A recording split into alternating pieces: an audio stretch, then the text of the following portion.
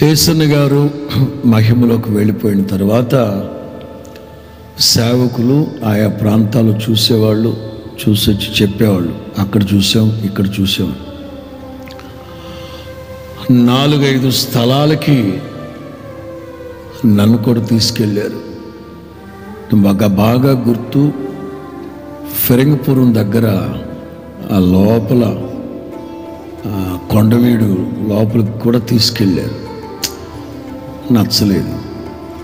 ఆ తర్వాత అటు ఎక్కడో లోపలికి తీసుకెళ్ళారు, నచ్చలేదు. ఆ తర్వాత రావెలు దాటిన తర్వాత వెళ్ళాం. ఆ తర్వాత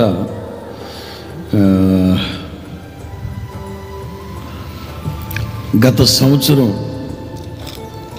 సంవత్సరం గుడారాల పండుగ అయిపోయింది.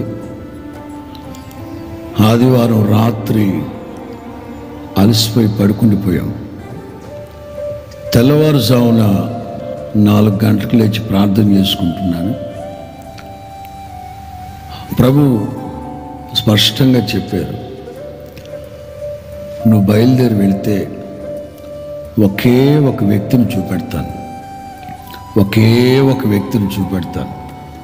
ఆ వ్యక్తి మీకు కావలసిన స్థలాన్ని మీకు చూపెడతాడు.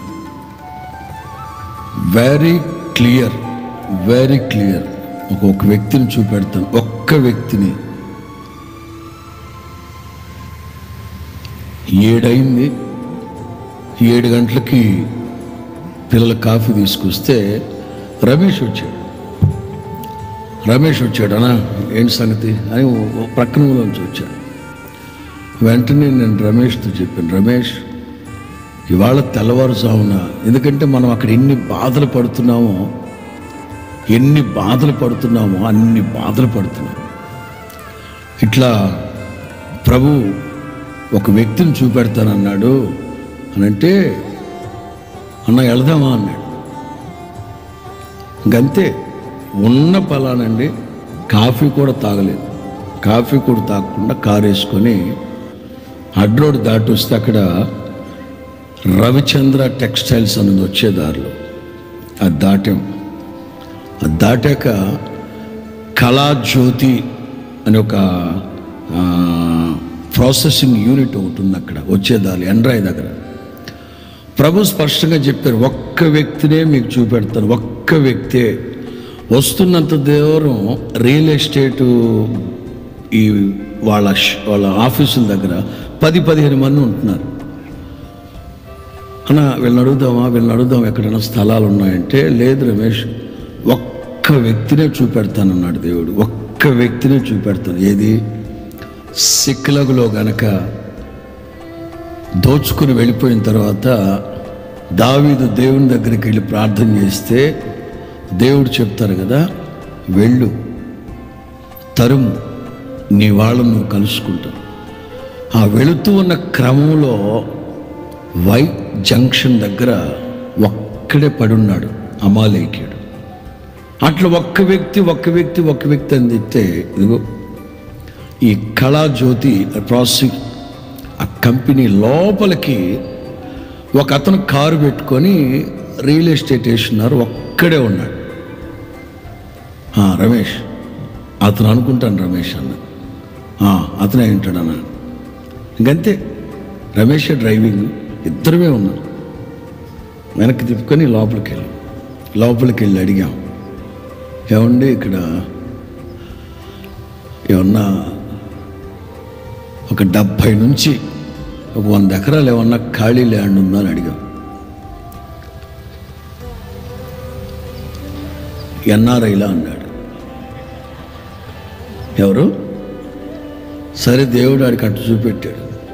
మేమేమో ఇంత వంటావనం పెట్టుకుని వెళ్ళాం, ఎందుకంటే గుడాల పండుగలు అలసిపోతాం కదా. వంటావనం పెట్టుకుని వెళ్ళాం. వాడికేమో ఎన్ఆర్ఐలా కనబడ్డాం. 100 అయితే లేదు కానీ సార్, ఒక 10 అయితే నాది ఉంది, ఇంకో 10 అయితే నేను చక్కబెట్టగలను అన్నాడు. 10 వరకు కుదరదండి, ఒక 70 వరకు కావాల్సి వస్తుందంటే, సార్ మనసులో పెట్టుకొని వాళ్ళు హోసన్న వాళ్ళు కూడా తిరుగుతూ ఉన్నారు సార్. నాకు అనిపించింది, మరి యేసన్న గారి కొడుకు కూడా తెలియదారా నీకు? ఏం రియల్ ఎస్టేట్ రా నువ్వు? నిజమండి. కాకపోతే మేము మఫ్టీలు వంటామని పెట్టుకునేసరికి వాడు ఎన్ఆర్ఐలు అనుకున్నాడు.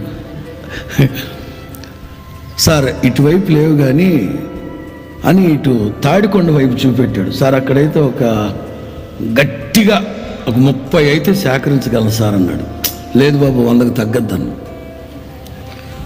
అప్పుడు అతను అన్నాడు, సార్ ఆ పెద్ద ఆయన ఈ హుస్సేన్ వాళ్ళ పెద్ద ఆయన అక్కడ సేవ ప్రారంభించాడు సార్.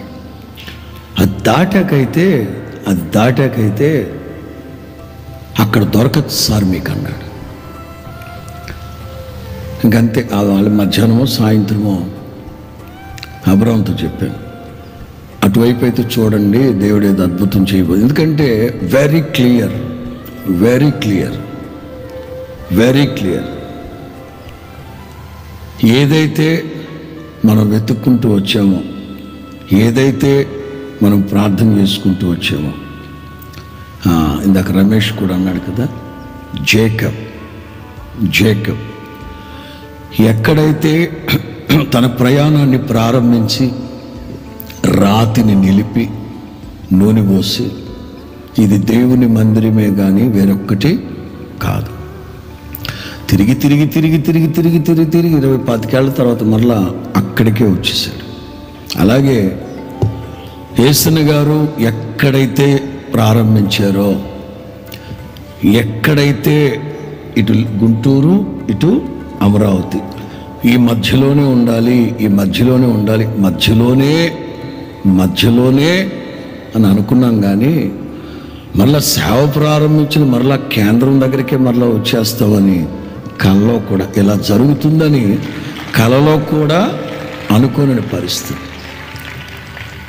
దేవుడు ఆ రోజున ఇశ్రాయేలీలతో చెప్పారు, మీరు తవ్వని బావులు, నాటని తోటలు, కట్టని ఇండ్లైతే మాకెందుకులే కానీ సేవకులకి ఈ స్థలంలో బోల్డని బోర్లు వేసి పెట్టినారు. ఇక్కడ బోల్డని తోటలు, నిన్న మొన్నటి వరకు మునగ తోట, ఇదంతా మునగ తోట ఉండేది.